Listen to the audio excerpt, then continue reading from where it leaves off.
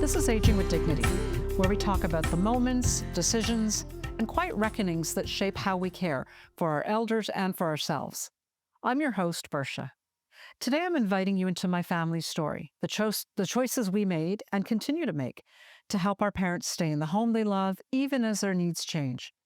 We'll talk about what it takes to prepare emotionally, practically, financially for transitions we often delay or avoid, from downsizing to hospital stays, from retrofitting a house to navigating palliative care.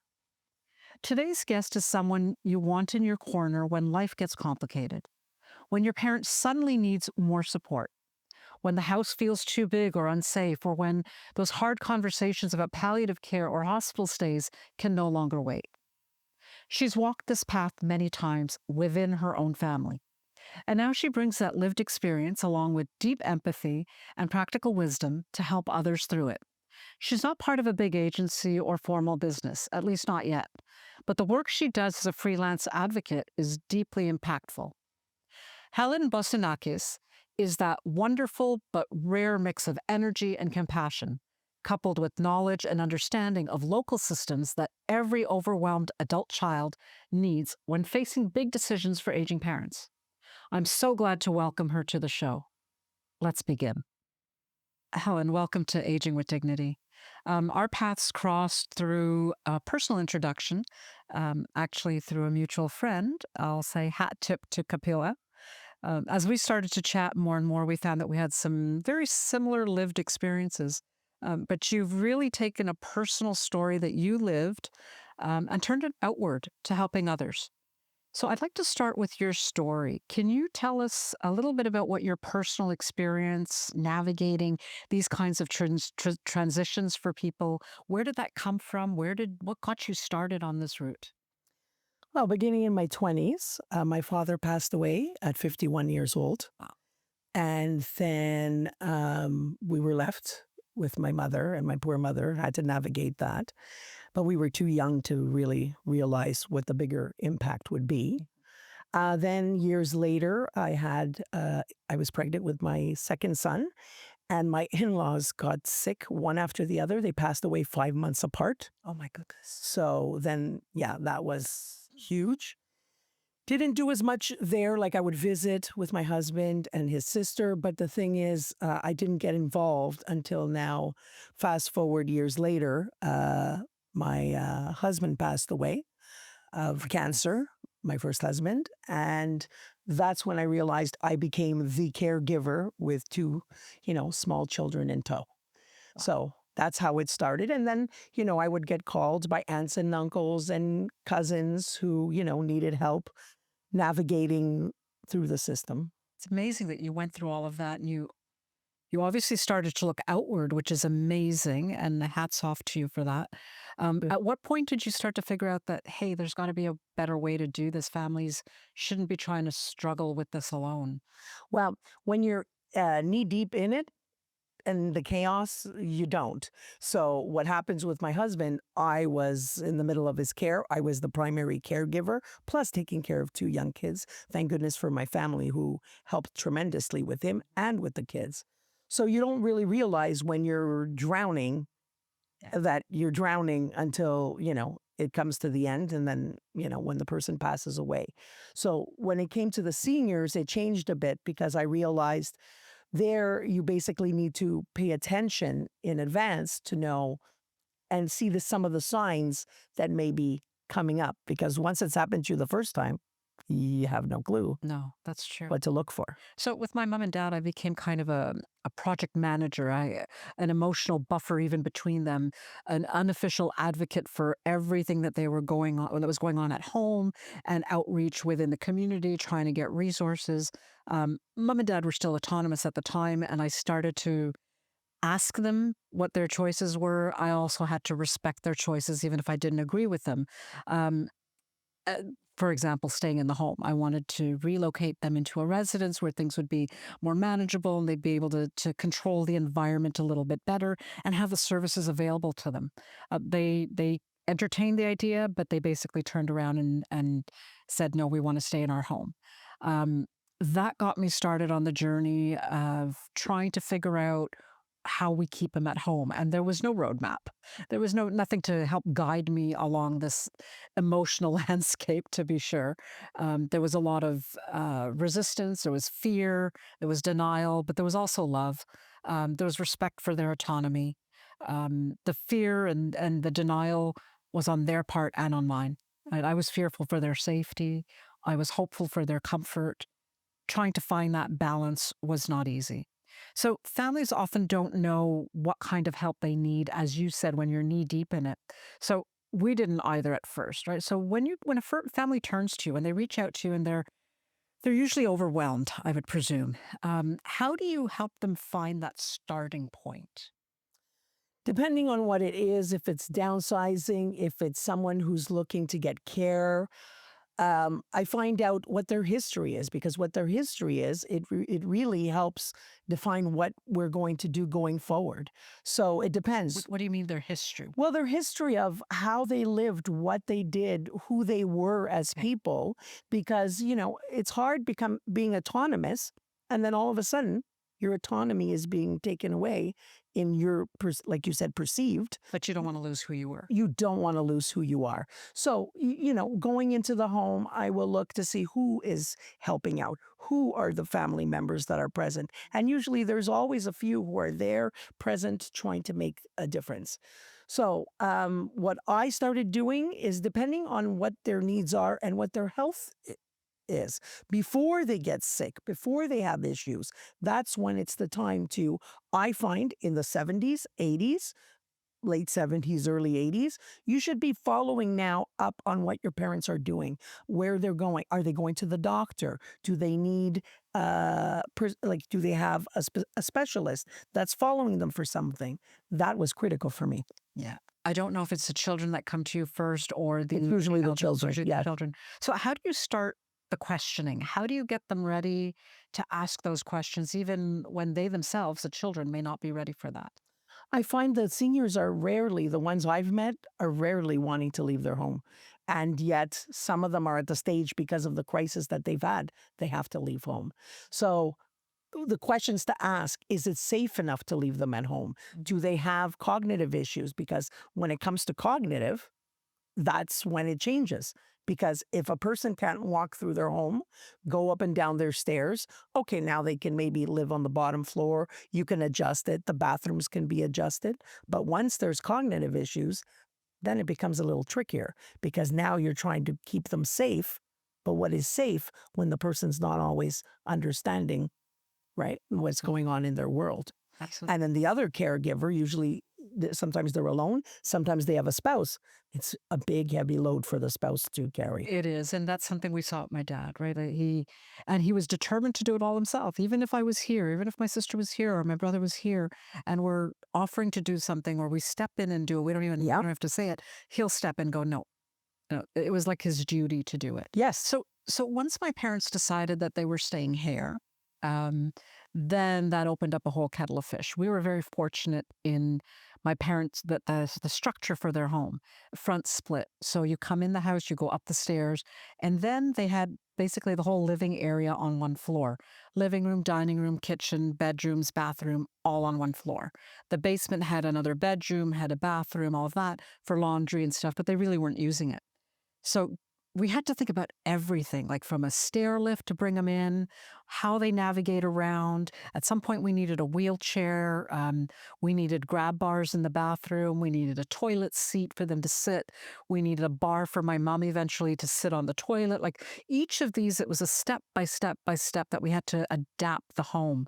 Can you talk a little bit about how you get people, if you get people, considering all of those aspects? Because in our case, I think we were very fortunate. We got CLSC to help out. That's right. And that opened my eyes to a lot of the needs for these kinds of tools around the house. Because they usually have that. The CLSC comes in, they send in all their social workers, their occupational therapists. They come in to see what's safe, what you should do. They make a report, and that you're eligible. But it takes a while for the CLSC to come in. That's number one. In my experience, for me, most of the people who have called me, who I work with, have had cognitive issues. Mhm. So there wasn't a matter of how do we fix up the home. It's, how do we? But definitely the home, the CLSC is very good at that. And then we have some companies that have all the equipment, the furniture, and things that will be required to be, put into your house, especially bathrooms. Bathrooms are a big danger zone. So we have people who come in and do that. But basically, the CLSC, they're good at that. Once you get them in and they've signed up to come over, they're good. They're good. Thankfully, now that walk-in showers are more popular, 100%. it's hard when you've got young children because you always want the bathtub, right? Correct. At a certain point, you kind of The walk-in showers, but the bathtubs are okay too. We have this bench. There's a bench that they have. It's Yes. a huge one that you slide on. Love the transfer bench. yes, Yeah, that's if you're really able big. to pick up your feet. If you're able to pick up. Yeah. But some people, they sit and then they just slide them over. Okay. They slide them over. Usually you have to have help. Can't be doing that alone anyway. Even the walk-in showers are not the best because if you're in a wheelchair, you need a roll-in shower. So there's always these little things. And Exactly. I guess in our case, there was, of course, all things like the grab bars and stuff that we need to do, the equipment that we needed to do. I needed to have a power of attorney to make some of the choices and activate some of the stuff. There's a whole host of things that you have to think about. What do you think what do you wish families had on their radar and that they're exploring beforehand, before they end up in a crisis mode? What would you hope that families could come to you and say, "Oh, I've got that checklist." The first thing is, which is the hardest, you have to have your parents okay. They're, saying, yeah, we're ready, we're good. It's not always the case. There's always a bit of finagling and a bit of back and forth. But if you can, in their time, try to, clean up, make it safer, and basically get the understanding you're not here to take over their lives. You're just here to help them adjust and stay home as long as possible. These conversations need to be had before the crisis. And that's the question is, most people wait till the crisis because we're busy too. Yeah. And who's thinking, oh, my parents are struggling unless they're really struggling. That's very true. Yeah. And it's a big reason for this podcast, to be honest, was to try and get people talking about these things before they're in that crisis mode. Start the conversation. Our generation is open to that Yes. because we're also struggling with trying to take care of everybody, our families plus our Plus the parents. elders, exactly. Yeah. And I've talked about this in earlier podcast episodes in the podcast that our parents didn't necessarily have the luxury of seeing end of life for their parents. So they didn't see what it was like to age, what choices were made, and what options there were. So they never thought about it for themselves, right? So, And in my family, they took like the Greeks. We all take them in. We find a place. We make we bring in grandmothers, grandfathers, and we take care of them. They have their little apartments. not always doable today in this Not generation. always doable. And we're not even, oftentimes the children are not even living in the same province. Correct. Right. So how do you do that? And then Correct. uprooting your family, your parents is also another challenge because now you're keeping them away from any of their friend circles that That's may right. be able to visit. So this brings me to a thing. You've lived it. There's a lot of emotion that goes on here, but there's a practical readiness that has to happen. And then there's also a sense of urgency, right? As we start to get into more and more of these things, once it starts, it starts pretty quickly. Things Yep. start to Yep. change. They start to roll. How do you help families through understanding the logistics that are there, the decisions that need to be made? Because there's still that emotional fear or resistance. As you said, your parents have to accept it first. Do you help with 100%. that at all? I do because I hear everybody's point of view. Okay. I am the child and I've been the child who's lost a parent. Right. I am the mother. I have children and also I have parents. And so my mother now. So I see their fears. And then I saw how I used to be before I started working with seniors, what the confusion and the just being, wondering, okay, my parents, they don't get it.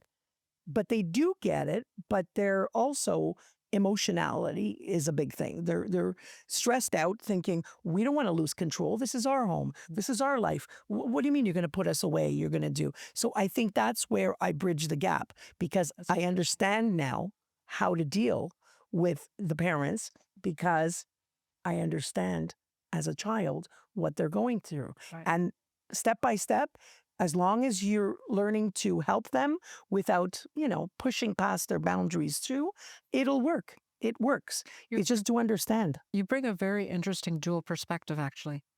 It's interesting. As I said, I started the podcast to create an environment where people like you can come and share your stories and help us all learn from it.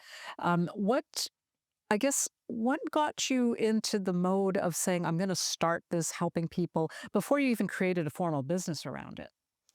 Because I've been following quite a few uncles and aunts over the years. And what happened was I would see where there was a need. Mm. I say I put the puzzle pieces together because there's always, the doctors have one piece, the social workers, the families, the patients, everybody has their own piece, but there's always things that don't get from one to the other. So my job is to put it all together. So you become an advocate for the family. 100%. 100%. Because you go into the hospital, everybody complains about our medical system, and it is quite the thing, and it's hard to navigate. But if you know the steps and where to go, they're actually very good. Like some of the Yeah. doctors are very helpful and they'll come to you. But we always came from the fact of doctors, you don't call a doctor, you don't They talk to come a to doctor. us. They come to us. Yeah. We need to be there, sitting there 24/7 at the hospital, waiting for them to come. Right. And it becomes frustrating. Yeah. So basically, I find that helped me, following around so many of my people, helped me learn how to navigate and where what their complaint was, what my people's complaint was, and what was actually going on. And noticing that sometimes they are neglected in a way. Okay, we go to a hospital, we wait for how many hours in emergency? Why is a senior waiting hours in emergency? Yeah. I haven't figured that one out yet, especially after COVID and everything we've seen. So Right. I just think there's a lot of things that can be done, and that's part of my advocacy. So Helen, it's interesting because you've got the distance from the family, right? So you're able to be more objective in your outreach to Yep. all of the resources they need. At the same time, and maybe this is because you're not a formal business yet, you're more of a freelancer. How do you create that trust? Because you're really, coming into people's worlds to build that trust and that clarity with them. How does that work for you? And why do I do it? Because I'm an empath. I'm a total empath. So I'm always feeling the need. I need to help. And when I see something, I need to help fix it.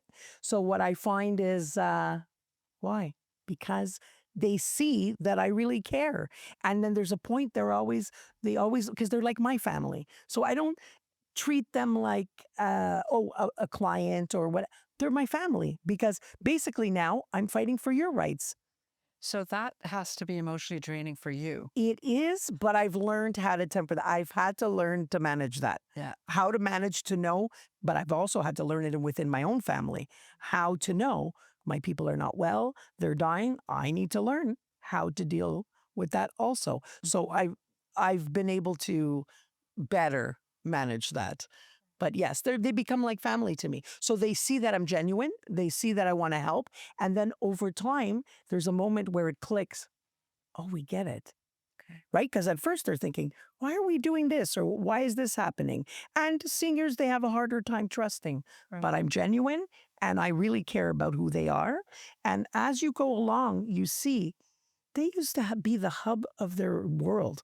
Yeah. They used to have all their family. They used to cook for them, have all their and now they're sitting alone, and they can barely walk, or they're not thinking, and they know they can't. They're forgetting. So that becomes a panic. So it's a bit of once they see that you're genuine, because especially once you're starting cognitively, you start to mistrust because you're suspicious of Absolutely. what do these people want? Why are these people here? Yeah. It's interesting because we've only known each other a very short time, and I've seen this firsthand in how you've interacted with me, right? Things that I'm still going through, and you were able to pick up on my fear, on my emotional distress, little things, but that you were just there and you got it. So you, in my experience, very limited, you opened up, and that created the trust between us. If families are listening and want to know where to start, like where do they start with not only reaching out to you, but the conversation? Where does that all begin? Um, That's a good question. It always starts with the parents, but the kids are us, the grown-up kids. We can do things too by starting, like I said, start following your parents, asking the questions, making sure you know what appointments they're going to, especially if they have health issues like diabetes, high blood pressure. These little things start to become something over time. And I find with trauma over the years, whether it's a loss of a spouse, a child, something, it becomes worse. And then once depression sets in for seniors that are more, they isolate more. And I find that's where things start to go south. So it's very important to be in tune with who they are. And yes, it's fraught. The parent child relationship is fraught. It always is. Well, it's reversing, right? It is. Yeah. And yes, exactly. And it's also, you're not going to tell me what to do. And you're Exactly. thinking, but I'm helping you do a lot of what you need to do. So we have to work together. So I think it's finding someone, maybe, who's outside of it, who can help you. Hence me, you watching these kind of podcasts, finding a resource, something that's separate from the immediate family, because that's always harder. It's interesting. So I just want to recap a little bit because um, this episode, and I'm saying this for a reason, this episode is really talking about how to help families, elders stay in their home. Yeah. So if someone wanted to start and they need help, they could reach out to you. You would come and start the conversation Yeah, between we the would parents and the children, but you need the parents okay. 100%. And then at that point, you would basically evaluate the home, what needs to change. Can it be made into a safe place for them to stay? 100%. And that's where the social workers and CLSC come in. So you would So I would help with that. Okay. Yes, because they are the professionals, social workers. A lot of social workers I've met lately, there's some private ones too, but the ones at the CLSC, they're very capable. They come in, they take a while, but you need to be ahead of the game. And ahead of it means you need to pay attention, because what happens is sometimes we get caught in the parents are living their lives. They're falling literally and not. Yeah. But what's happening is we help that along and we're helping them do everything so they don't need to get help. Right. They don't need to change the situation because now someone is supporting their, enabling that kind of life. And that's another thing. We as children, a lot of us go in, we want to help them, we want to do everything. But what happens is sometimes we need to sound the alarm. Yeah. And again, that's where the parents are critical in this. So CLSC coming in, they provide equipment. They're wonderful in that respect. They connect you to the equipment. Yes. Social worker comes in, they do a whole report on what you need, what's going on, what will happen. Then the occupational therapist comes in. Now they go around your house. They look at everything, bathrooms, carpets, things like that are dangerous and need to be fixed. And they put together a report, and then there's a couple of companies that deliver all the equipment to where you are. And then one more part of that equation is when you have to retrofit. So the bathroom, in my parents' case, we had to take the tub out. We had to make it into a walk-in. Yes. Do you work with contractors that can get that work? I have contractors that can do that, yes. So this is really interesting because everything that you've just talked about, I did for my parents. I live very close to my parents. I live a couple of miles away. Yes. I was able to make the time to do this for my parents. Not everyone's in that situation. Correct. So you are a trusted advocate between the parents and the adult children. Correct. And you would communicate to the adult children so they know what's happening. But you take on all of that. Like, my God, I would have been blessed if I'd met you 6 years ago. Well, we're both blessed at this moment. It happens when it's supposed to happen. I guess you're right. But what happens is, that's my other thing. Whether there's one child or 10, very controversial, but 1 or 10, there's only 1 or 2 that are in doing everything. Sure. And sometimes it's because people are far away or they're just not there. So what happens is definitely, you need someone you trust. Sometimes people go to family members and whatever. We can help merge that. We can help put it together. And I'm hoping that, this conversation, that people will think, okay, well, let's see how we can do it. Right. Because like I said, I'm a Greek, and a lot of our people don't necessarily want to leave, or they say, we want to leave, but where are we going to go? Where are we going to go? Where are we going to go? So that's the And difference. they're torn too, right? Even my They parents, they were like, we can't stay here. We don't want to move to another residence. I know you're saying come to live in your home, but that we don't want to impose on your life. That's right. Right? So let's retrofit where we are. We know this place. That's right. So that worked out for them. Helen, I know there's so many other areas that you touch in elder care. And I think our listeners would benefit from it. I would love to have you back. Would that be something that you'd be open to? I would love to come back. It's been a pleasure meeting you. And just a little thought that I had coming here, that you and I had never met. We have a mutual lovely friend, Kapila. And what's funny is this is all about, you did all this for your parents, and it's about your parents. And your parents had a hand in us meeting because Kapila, her kids, were a part of came to your parents' school. And imagine, your parents had a hand in bringing us together in their own way. Full circle. Full circle moment. Thank you very much, No, Helen. thank you, Versha. Thank you. If this episode sparked something in you, maybe it's a conversation you've been putting off or a space in your home that needs to shift, I hope you'll take that next step. As always, you can find resources, guides, and some suggested action items in the Aging with Dignity Care Toolkit for this episode, reminding you that it's a free resource we've created to help you get started. If this episode resonated with you, please share it with someone who's walking a similar path. And if you haven't already, please subscribe to Aging with Dignity wherever you get your podcasts. Everything you've heard today, just real talk. It's just our personal stories, experiences, and honest opinions. This podcast isn't providing legal, medical, financial, or therapeutic advice. And no, listening doesn't make me or my guests your lawyer, doctor, financial advisor, or therapist. The guests and I are here to share stories, spark ideas, and hopefully give you something to think about. When it comes to the big decisions, make sure you do your homework or check in with the experts who know your situation best. We're here to keep the conversation going. You're the one in the driver's seat.